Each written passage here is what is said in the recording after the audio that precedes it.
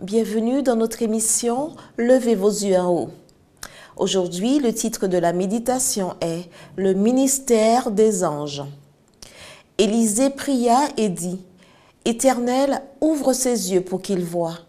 Et l'Éternel ouvrit les yeux du serviteur qui vit la montagne pleine de chevaux et de chars de feu autour d'Élisée. 2 Rois 6, verset 17. Combien peu considèrent les forces invisibles.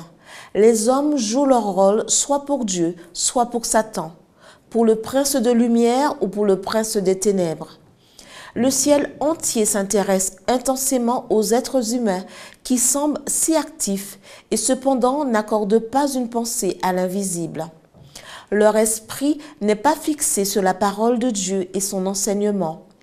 S'ils s'emparaient de la parole de Dieu, ils seraient étonnés de découvrir qu'il existe des forces bonnes et mauvaises, observant chacune de leurs paroles et chacune de leurs actions. Elles se trouvent dans chaque réunion d'affaires, dans les comités, les conciles et les cultes d'adoration.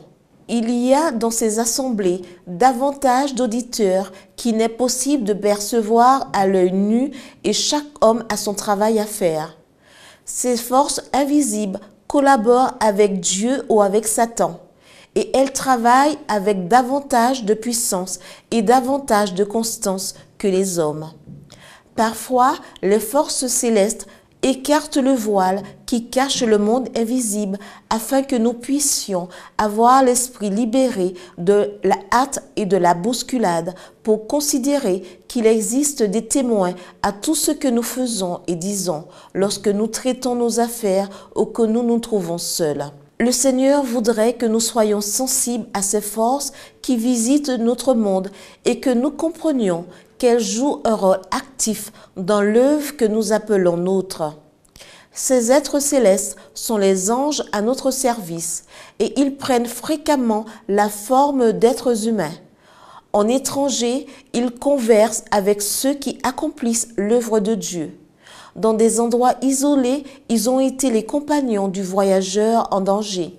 Sur des navires battus par la tempête, des anges sous forme humaine ont prononcé des paroles d'encouragement afin de calmer la frayeur et d'inspirer l'espoir à l'heure du péril. Et les passagers ont pensé qu'il s'agissait de l'un des leurs auxquels ils n'avaient jamais parlé auparavant. Beaucoup, dans différentes circonstances, ont entendu la voix d'habitants d'autres mondes. Ils sont venus jouer un rôle dans leur vie. Ils ont parlé dans des assemblées.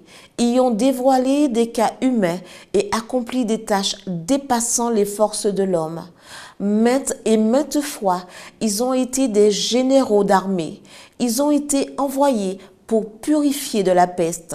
Dans les familles, ils ont mangé à d'humbles tables.